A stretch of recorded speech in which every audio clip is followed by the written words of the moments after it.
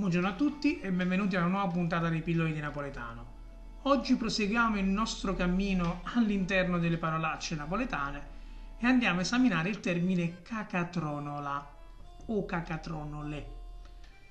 Con il termine cacatronola si intende una persona che emette peti senza alcun riguardo per le persone che le sono intorno.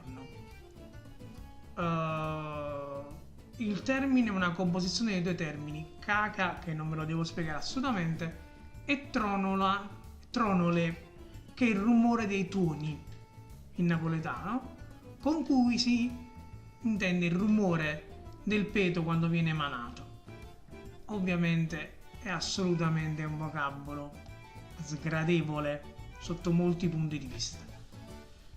Detto questo, io vi saluto, vi ringrazio per l'attenzione, vi rimando a una prossima puntata di Pillole di Napoletano e, come si dice sempre a Napoli, ciao Brim!